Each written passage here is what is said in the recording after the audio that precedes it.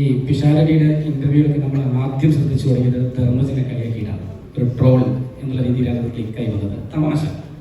പിന്നീട് പിഷാരടി ഇന്റർവ്യൂസ് കാണുമ്പോൾ അതിനകത്ത് തമാശയോടൊപ്പം ഗൗരവവും ചിന്തകളും ഒക്കെ കയറി വരുന്ന ഒരു സാഹചര്യമുണ്ട്.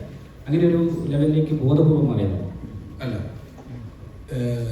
എന്നെ പ്രതിഫലമായിട്ട് പൈസ തന്നിട്ട് തമാശ പറയാൻ വേണ്ടി വിളിച്ച സ്ഥലങ്ങളില്ല നിങ്ങൾ എന്നെ കൂടുതൽ കണ്ടതെന്നുള്ളതുകൊണ്ടാണ്. അല്ലാത്ത വേദി എനിക്ക് കിട്ടിയപ്പോൾ ഞാൻ അല്ലാതെ വർത്തമാനം പറഞ്ഞു എന്നുള്ളതേ ഉള്ളൂ. അല്ലാത്ത സമയത്ത് ഞാൻ എൻ്റെ സൗഹൃദ സംഘങ്ങളിൽ കൂട്ടുകാരോടൊപ്പം ഒക്കെ ഗൗരവമുള്ള കാര്യങ്ങളും പൊതുവിഷയങ്ങളും ഒക്കെ ചർച്ച ചെയ്യുമായിരുന്നു. പക്ഷെ എന്നെ വിളിക്കുന്നവൻ നിർബന്ധമായും തമാശ പറയാൻ വേണ്ടി വിളിക്കുമ്പോൾ 20 മിനിറ്റ് പരിപാടിക്ക് വിളിച്ചാൽ ഞാൻ 20 മിനിറ്റിൽ എത്ര തമാശ ഉൾക്കൊള്ളിക്കാൻ പറ്റുമെന്ന് നോക്കണമായിരുന്നു, ഞാൻ പറയണമായിരുന്നു. അതുകൊണ്ട് അത് പറഞ്ഞു എന്നുള്ളതേ ഉള്ളൂ. അല്ല, ആ സമയത്തും എനിക്ക് ഗൗരവമുള്ള കാര്യങ്ങളൊക്കെ ഉണ്ട്. ഇപ്പൊ ചിലർ വന്നിട്ട് പറയുകയും എന്ത് സങ്കടം പോലെ കേട്ടു പറഞ്ഞു, നിങ്ങൾക്ക് ഇത്ര ബുദ്ധിമുണ്ടെന്ന് ഞങ്ങൾ വിചാരിച്ചിട്ട് മുഖത്തൊക്കെ പറയാന്ന് പറയുമ്പോൾ ആലോചിച്ച് വയ്ക്കും. അത് ഞാൻ കേൾക്കണ്ടിടയ്ക്ക്. ഇപ്പൊ പണ്ട് ഇത് ഉണ്ടായിരുന്നു, നിങ്ങൾക്കത് കാണാനുള്ള സൗകര്യമില്ലായിരുന്നു. എന്നെ കണ്ടത് മുഴുവൻ എനിക്ക് പ്രതിഫലം തന്നുകൊണ്ട് നർമ്മം പറയാൻ നിർബന്ധമായിട്ടും വിളിച്ചെടുത്തായതുകൊണ്ടാണ്. ഇപ്പൊ അല്ലാതെ ഡിജിറ്റൽ മീഡിയ വന്നിട്ടും അല്ലാതെ ചില ഈ പുസ്തകോത്സവങ്ങൾ വന്നിട്ടും ഒക്കെ നമുക്ക് ചെല്ലാനും ഇരിക്കാനും അത്തരം വിഷയങ്ങൾ ചോദിക്കാനും വന്നപ്പോൾ അത് പറയുന്നു എന്നുള്ളതുള്ളൂ. സൈമൾട്ടേനിയസ് ആയിട്ട് മറ്റേത് കുറയുകയും ചെയ്തു.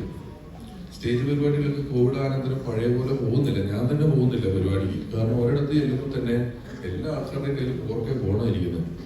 ഇതൊരു 1000 പേര് അവിടുന്ന് ലൈവ് ഇടും, ഷൂട്ട് ചെയ്യും, ഇടും. പിറ്റേ ദിവസം ചെല്ലുമ്പോഴത്തേക്ക് ഈ കണ്ടന്റ് ഒരു 10 ലക്ഷം പേര് കണ്ടിട്ടുണ്ടാവും. എനിക്ക് എല്ലാ ദിവസവും അത്രയും കണ്ടന്റ് ഉണ്ടാക്കാൻ പറ്റാത്തത് കൊണ്ടും ആളുകൾ പറയുന്ന ഏത് കാര്യത്തെയും വൈകാരികമായി എടുത്തുകൊണ്ട് ചെയ്ത് പിരിക്കുന്നത് കൊണ്ടും ഞാൻ അപ്പുറം വെച്ചിട്ട് കുറയ്ക്കുകയും ചെയ്തു, ഇത് തന്നെത്താൻ കൂടുകയും ചെയ്തു. അങ്ങനെയാണ് പറ്റിയത്.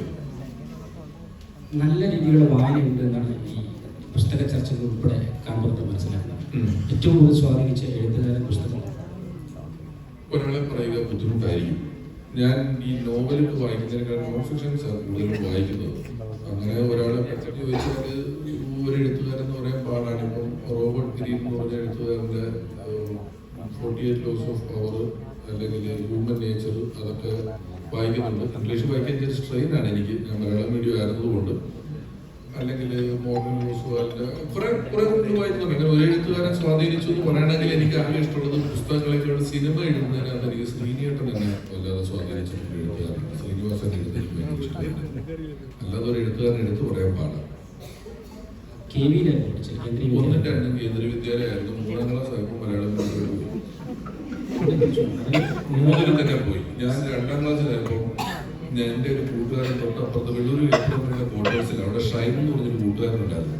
ഞാനൊക്കെ വെളുപ്പിന് 7:30 സ്കൂളിൽ പോകണം. ഇവിടെ 10 മണിയാണ് ഗവൺമെന്റ് സ്കൂളപ്പോൾ. ഞാൻ 7:30 യൂണിഫോം അവിടെ പോകുമ്പോൾ വല്ലൊക്കെ തെച്ച് എവിടെ പോകണമെന്ന് ചോദിച്ചു എനിക്കൊക്കെ സങ്കടം വരുമായിരുന്നു സ്ഥിരമായിട്ട്. പിന്നെ KVയിലായിരുന്നു ഇവിടെയുള്ള അവധിക്കൊന്നും അവിടെ അവധിയില്ല.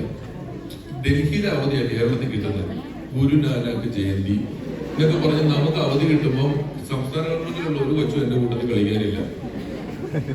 അവൻ അവധി ഉള്ളപ്പോൾ നമുക്ക് അവധിയില്ല. ഓണത്തിന് 2 ദിവസം അവധി, അവന് 10 ദിവസം അവധി. അപ്പൊ ഞാൻ നോക്കിയപ്പോ എന്റെ സൗഹൃദങ്ങളിൽ ഞാൻ വലിയ തോതിൽ ഒറ്റപ്പെടുന്ന പോലെ തോന്നി. ഇപ്പൊ ഞാൻ പതുക്കെ അന്നേ മാറി. മലയാളം മീഡിയത്തിലോട്ട് 2ാം ക്ലാസ് പഠിക്കുമ്പോൾ അന്ന് സെൻട്രൽ സ്കൂളൊക്കെ ഭയങ്കര ഡിമാൻഡാണ്. ഞാൻ വലിയ സമരം ഇരിക്കുകയും വീട്ടുകാരതിനെ സമ്മതിക്കുകയും ചെയ്തിട്ടാണ് മലയാളം മീഡിയത്തിലോട്ട് അന്ന് മാറിയത്. അല്ല സ്കൂളിൽ 2ാം ക്ലാസ്സൊക്കെ ഞാൻ ഭയങ്കര പഠിത്തക്കാരനാണ്. പിന്നെ ഈ കളർ ഡ്രസ് ഇടാനുള്ള ബുദ്ധിമുട്ടും അങ്ങനെയൊക്കെ പല കാര്യങ്ങളോട് യൂണിഫോമിനോടുള്ള അന്നേ ഒരു പ്രശ്നങ്ങളൊക്കെ തോന്നിയത് കൊണ്ടാണ് അങ്ങോട്ട് പോയത്. മലയാളം മീഡിയത്തിലോട്ട് 3ാം ക്ലാസ്സിൽ പോയി. 4ാം ക്ലാസ്സിൽ അത് ഇംഗ്ലീഷ് തുടങ്ങുന്നുള്ളൂ. മലയാളം മീഡിയത്തിൽ 4ൽ തുടങ്ങുന്നുള്ളൂ. അപ്പൊ എനിക്കത് എളുപ്പമായിരുന്നു. അങ്ങനെ പോയതാണ്. നമ്മളൊരു റമദാൻ കാലത്തൂടെ കടന്നു പോകും. അപ്പം ലോകം വല്ലാതെ പ്രതിസന്ധിയാണ്. ട്രെൻഡിനൊപ്പം പറയുമ്പോൾ ലോകരാജ്യങ്ങളൊക്കെ ട്രംപിനൊപ്പം ജനങ്ങളോടൊപ്പം ഒരു പൊതുപ്രവർത്തനം കൂടി ഉള്ളിലുണ്ടല്ലോ. എങ്ങനെയാണ് ഇതിലൊരു സാഹചര്യത്തെ ഈ സാഹചര്യത്തെ വിലയിരുത്തുക എന്ന് പറയുന്നത്, നമ്മൾ പണ്ട് സമാധാനം ഉണ്ടായിരുന്നു, ഇപ്പൊ സമാധാനം ഇല്ല എന്നൊക്കെ പറയുന്നുണ്ടെങ്കിലും മനുഷ്യൻ ഒരു കാലത്തും സമാധാനത്തോടെ ജീവിച്ചിട്ടില്ല. നിങ്ങൾ ഏത് ഹിസ്റ്ററി എടുത്ത് വായിച്ചാൽ, ഏത് നൂറ്റാണ്ട് എടുത്ത് നോക്കിയാൽ, എല്ലാ നൂറ്റാണ്ടിലും ഇവിടെ ചരിത്രം പുരാണം തൊട്ട് യുദ്ധങ്ങളോട് യുദ്ധം ഇഷ്ടംപോലെ ഉണ്ടായിട്ടുണ്ട്. ഇപ്പോഴാണ് ഇതൊക്കെ ഒന്ന് കുറഞ്ഞത്. ഈ ആറ്റം ബോംബ് കഴിഞ്ഞവരുടെ കിട്ടത്തിൽ ഈ ആറ്റം ബോംബിന് സമാധാനത്തിന് പോകുന്നൊരു പേരും കൂടെ ഉണ്ട്. ഈ നാഗസാക്കി ഹിരോഷിമയിൽ ഇത് പൊട്ടിച്ചു കഴിഞ്ഞപ്പോൾ അതിൻ്റെ ഒരു ആക്കം കണ്ട ശേഷം എല്ലാ രാജ്യങ്ങളും കഴിയുന്നു. അതിന് ശേഷം ഇതൊന്നും പൊട്ടിച്ചിട്ടില്ല. അതോടുകൂടിയാണ് ഈ യുദ്ധം അവസാനിച്ചത്. നമ്മളെല്ലാം തുല്യരാണ്. ഇനി അടിച്ച ചില്ലറ നഷ്ടമല്ല ഉണ്ടാകുന്നുള്ള ബോധ്യത്തിനാണ് ഇത് ഏതാണ്ട് യുദ്ധങ്ങൾ കുറഞ്ഞത്. ഇനി ഇപ്പോഴും പറയുന്നത് ലോക സമാധാനം എന്ന് പറയുന്നത് 5 or 6 ആണുങ്ങളുടെ കയ്യിരിക്കുക. നമ്മൾ പറയുന്ന പോലെ മുകളിൽ ഭരിക്കുന്ന ഒരു 5 or 6 വിരല് മടക്കിയാൽ തീരുന്ന പേരുകാരായ ആണുങ്ങളുടെ കയ്യിൽ ലോക സമാധാനം ഇരിക്കുകയാണ്. നമ്മളിവിടെ പ്രകൃതി നശിക്കുന്നു എന്നൊക്കെ പറഞ്ഞിട്ട് പ്ലാസ്റ്റിക് ഗ്ലാസ് ഉപയോഗിക്കാണ്ട് പേപ്പർ ഗ്ലാസ് ഉപയോഗിച്ച് സ്ട്രോയൊക്കെ പേപ്പറിന്റെ സ്ട്രോയ്ക്ക് വെള്ളമൊക്കെ കുടിച്ച് പ്രകൃതിയെ സംരക്ഷിക്കുന്നു. അവരവിടെ മെസ്സേജ് കത്തിച്ച് വിട്ടുകൊണ്ടിരിക്കുകയാണ്. അല്ലേ, പാളയിൽ കഞ്ഞി കുടിക്കുന്നത് നമ്മൾ പ്ലാസ്റ്റിക് ഇങ്ങനത്തെ ചില സ്റ്റേജിൽ ഇങ്ങനത്തെ കുപ്പി വെച്ചിട്ട് പ്ലാസ്റ്റിക് കുപ്പി പാടില്ല എന്നൊക്കെ പറഞ്ഞ് കുപ്പിയൊക്കെ കാണുന്നുള്ളൂ. പക്ഷെ എന്താ പ്രയോജനം? ഒരു വശത്ത് ഇങ്ങനത്തെ കാര്യങ്ങൾ നടന്നുകൊണ്ടിരിക്കുകയാണ്. അപ്പം അതിനെക്കുറിച്ചൊരു അഭിപ്രായം എന്ന് പറയുന്നത് ഒഴിവാക്കപ്പെടേണ്ടതാണെന്നുള്ളൂ. അല്ലാതെ ആ വിഷയങ്ങളിലൊന്നും ഒരു അഭിപ്രായ രൂപീകരണം ഞാൻ നടത്തിയത് കൊണ്ട് ഒരു പ്രയോജനവുമില്ല എന്നുള്ള ഉത്തമ ബോധ്യം എനിക്കുണ്ട്. ട്രംപും ഇറാനും മിഡിൽ ഈസ്റ്റ് രാജ്യങ്ങളും തമ്മിൽ നടക്കുന്ന ഒരു യുദ്ധത്തിൽ കേരള സംസ്ഥാനത്തിലെ ഒരു വ്യക്തിയായി ഞാനിരുന്ന എന്തെങ്കിലും ഒരു അഭിപ്രായം കൈയടികൾക്ക് വേണ്ടിയോ വെറുതെ ആളുകളുടെ ഒരു പ്രഹസനത്തിന് വേണ്ടിയോ പറയാം എന്നല്ലാതെ നമ്മൾ അതിനെ ആക്രമിക്കപ്പെടുന്ന മനുഷ്യരോടൊപ്പമാണ് ഞാൻ നിൽക്കുന്നത് എന്നൊക്കെ എനിക്ക് ഇങ്ങനെ പറയാമെന്നുള്ളതിനപ്പുറം എൻ്റെ അഭിപ്രായം കൊണ്ട് ഒരു ഡിസിഷനിലും ആ അഭിപ്രായം എടുക്കുന്നില്ല എന്നുള്ളത് കൊണ്ട് നമ്മൾ അതിനുവേണ്ടി ഒരുപാട് സമയം കളയേണ്ട ജീവിതത്തിൽ എന്നുള്ളതാണെന്ന് എനിക്ക് തോന്നുന്നത്.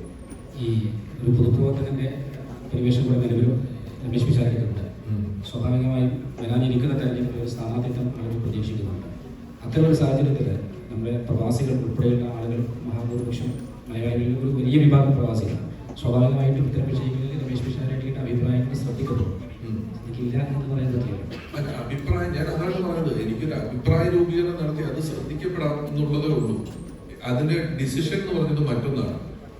എൻ്റെ ഒരു അഭിപ്രായം ഞാൻ ഏത് പക്ഷത്താണെന്ന് അറിയാനോ അതിന്റെ പേരിൽ വീണ്ടും ഈ ചെറിയ എൻ്റെ കമന്റ് ബോക്സ് ഒരു യുദ്ധഭൂമിയാക്കി മാറ്റാനേ എനിക്ക് പറ്റുള്ളൂ.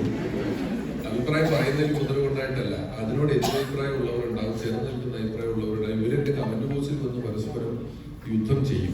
അതുകൊണ്ടാണ്. അല്ലാതെ ഇതിലൊരു എനിക്കൊരു അഭിപ്രായം ഇല്ലാന്നില്ല. അഭിപ്രായം എന്താണ്? യുദ്ധങ്ങള് നല്ലതാണ് എന്ന അഭിപ്രായം പറയുന്ന ആരെങ്കിലും ഇവിടെ ഉണ്ടെന്ന് എനിക്ക് നമ്മുടെ നാട്ടിലൊന്നും ഉണ്ടെന്ന് എനിക്ക് തോന്നുന്നില്ല. യുദ്ധങ്ങളൊക്കെ ദീർഘോപലപനീയമാണ്. അതിന്റെ പ്രശ്നങ്ങൾ എനിക്കും നിങ്ങൾക്കും അറിയാം. എനിക്കും നിങ്ങൾക്കും അത് ഏതാണ്ട് ഒരേ അഭിപ്രായവുമായിരിക്കും. കോമൺ ആയിട്ടൊരു അഭിപ്രായം ഉണ്ടല്ലോ ഇത് ആവശ്യമില്ലാത്തതാണ് എന്നുള്ളത്. പക്ഷെ നമുക്കൊന്നും ചെയ്യാൻ പറ്റുന്നില്ല. ചില കാര്യങ്ങളിൽ നമ്മൾ നിസ്സഹായരാണ്. അത്രേ ഉള്ളൂ.